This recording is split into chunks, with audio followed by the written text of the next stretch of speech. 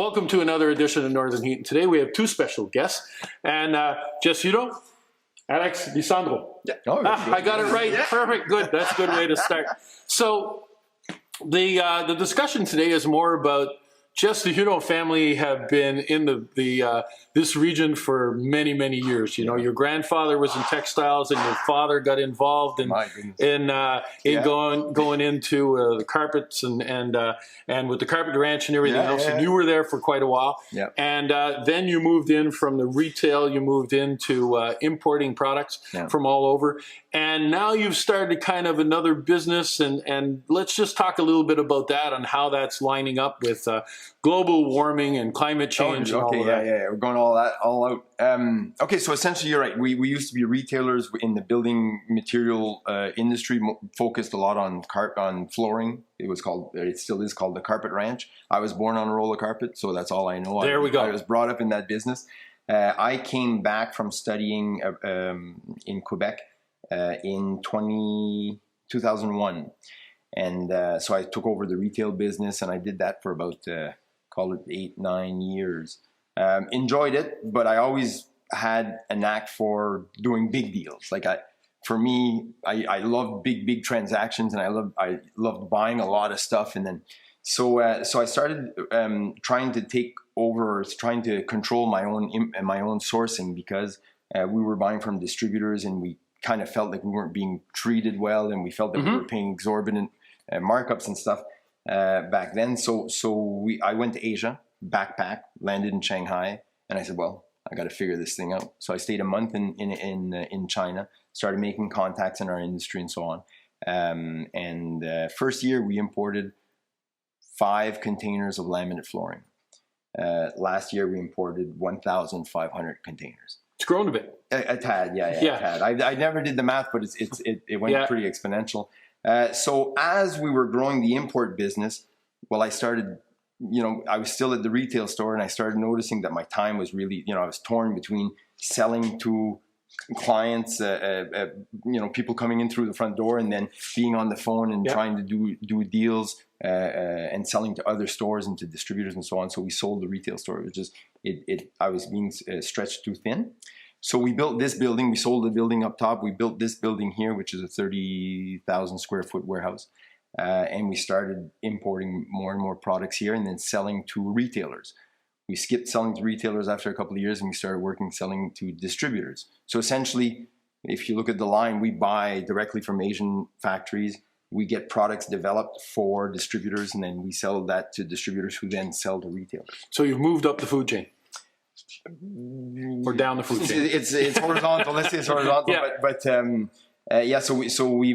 So now we deal with maybe 10, 12 clients. That's it, across the country. We ship products from Vancouver Island to Newfoundland Island and every province in between. We actually sell into Iqaluit. And 2 interesting things that you said. You left the area. You went to school. Yeah. You came back. Yeah. Okay, that's one important thing. Yeah. The other part is that this is happening from this region. Yeah. Oh, absolutely.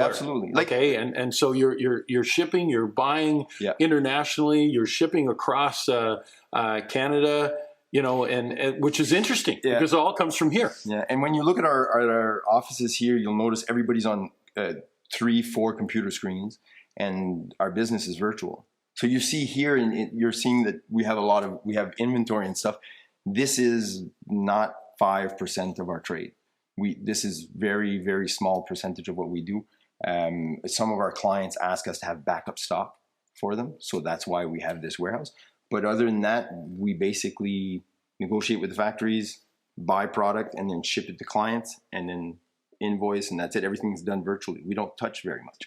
So the reason for this interview, too, was the fact of highlighting something, because this new business that you've started up, and tying that into climate change, to global warming. And that's what hooked me when I had read that little post that you put on Facebook a couple of months ago or 3 months ago.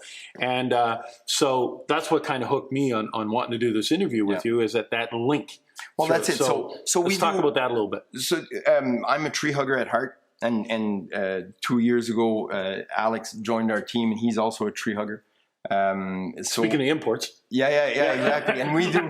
Alex is from France also, yeah. So we imported it as well. In a container. Yeah, right, at the same time with the panels. Surprise!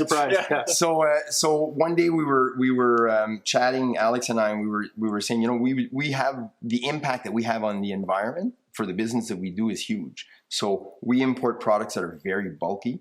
They come right across the planet. We burn fossil fuels like there's no tomorrow to get this stuff onto the ground. And we sell it at, the products that we sell are commodity kind of products. Yeah. So they're very inexpensive. Exactly. So the turnover, the volumes are incredible. So, but essentially what we're doing, when we look at the business that we run, we don't sell flooring. For us, we sell a service to develop flooring or to develop certain products for our clients. So, we said, well, that service or that gray matter that we have as to how to buy products for a good aggressive price, use our volumes to import products at a lower cost because of the volume that we have, we get better shipping rates and so on, and the knowledge that we have of dealing with factories and then selling into the market. Well, that isn't limited to flooring; it can be done to any product. Absolutely. So we started looking at, well, what can we do? I had told Alex that we had gotten a quote for this building here to put solar panels on this building many years ago, probably 5, 6, 7 years ago.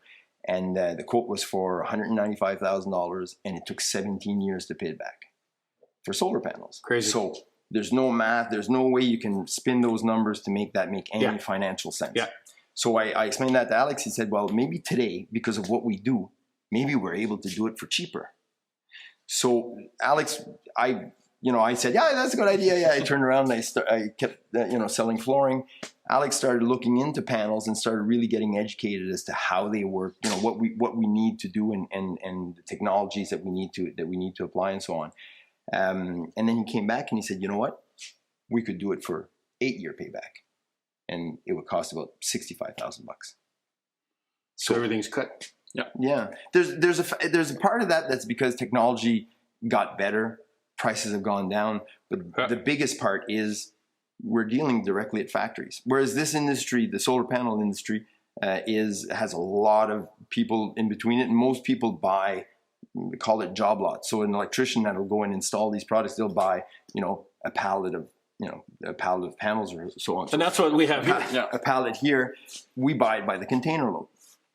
So we're directly at the factories, sourcing exactly what we need, and then we're fully integrated now, where we will buy the panels, we'll buy the cables, we'll buy all the components that we need, and we'll actually go and install them ourselves. So we have a team now installed. Oh, okay. So it all started from Alex saying, well, maybe we can maybe join Juleo, which is our import business, to something else that we're going to call TruSun, and we're going to start making a difference in the planet instead of just being a net polluter. Maybe we can make a difference. So that's how this all went. So now you're quite involved with this project of TruSun. That's his baby. Yeah. So tell us a little bit about that and how that functions and what your plans are and where you're going. First of all, before starting to fight against global warming, we had to fight against stereotypes. Because in Canada, when you talk about solar, like people are saying, yeah, Canada, solar, not a good match, especially in north of New Brunswick. I learned that we had a lot of snow recently. Well, yeah, pretty much. Like, compared to France, it's the same. When they open up that door of that container that you jumped out of, you see it. That's it. First of all, we started to look into solar, like for the region, what we could do with solar and if there was a potential. So we noticed that a lot of study has been done, and the photovoltaic potential of New Brunswick is the same as maybe a bit higher than Germany.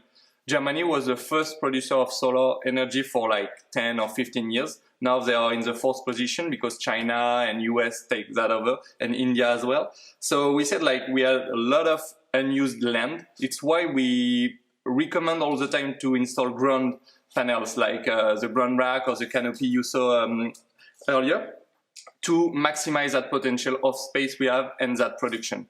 Then some people are gonna say, yeah, but that's not really green to import solar panel because, like Ges said, you need to import that. There is a lot of fuel involved and CO2.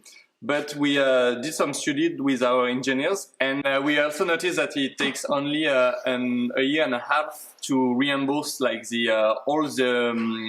all what was needed to create panels. So let's say the life expectancy of a panel is about 30 to 40 years. So you've got like 38 years of green energy. So that's a really game changer. Yeah. And last point, the last but not the least, it's now a panel can be recycled about 99%. So everything you can see on a panel, from the frame to the tempered glass, can be recycled.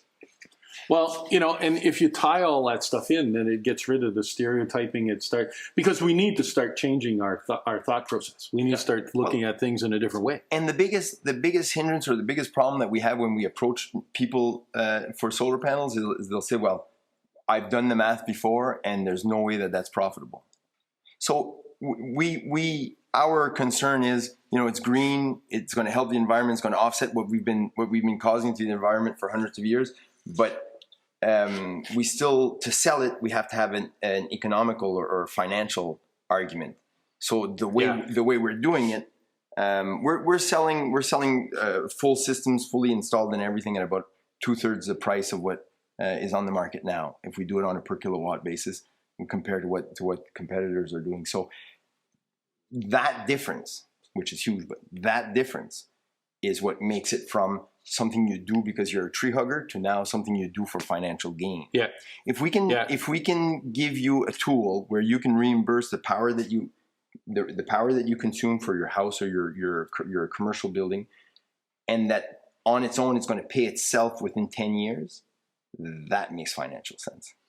Yeah, so you've been able to switch that mindset, and that's what you're working on today. And we do that without any government help, because when I called many years ago to put panels on the building, they said, it's 195,000, but if you hold on a little bit, the government's going to give subsidies for that, so you'll be fine.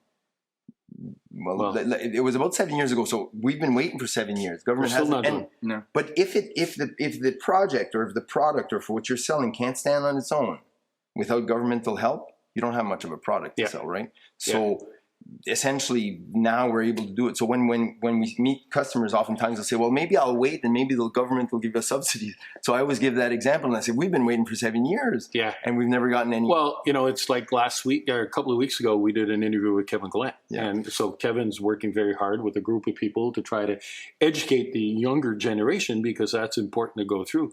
And he's actually set up some projects using your panels. Absolutely. And he's doing that personally because he wants to understand and wants to be able to figure things out on his own. Exactly. And he's running his splits in the house and the air conditioning and so on, the heating and everything else in the house to be able to demonstrate that can be done. So he's working with a group of people to do that. Exactly. So the more and more people to do that, and then supply is here in our region. We don't have to go out and get it. Everybody can support each other and go it. So. And oftentimes, like for example, our biggest target for TruSun, our biggest target is municipalities, because they're going to shine the way. They're going to show the way to people. They're going to put the first panels up, and then people in that municipality will see them and say, "Well, if the municipality can do it, it must be worth something. I'll look at it for my commercial building or residential." So we're targeting municipalities a lot. We're also, looking at commercial buildings. Everything that's retail, since we come from an industry where we sell to distributors who sell to retailers, we have a good sense as to how to market something for a retailer. So we partnered up locally here with North Coast Electronics, where they sell our panels for residential use, because there's a financial argument as well for residential use. We don't necessarily use batteries, but we can offer the solution for batteries. Like on a commercial building, the stuff that we'll do, we'll never use batteries, or unless something incredible happens in the technology. But we typically try to shy away from batteries because that makes the systems very expensive.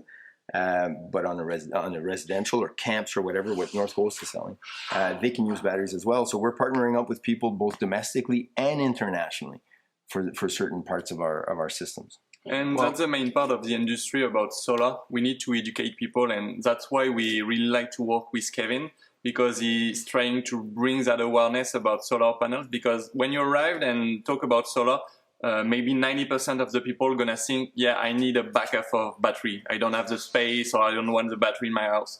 But with a net metering program from NB Power, you don't need the battery because your main battery is NB Power, the biggest battery in the region.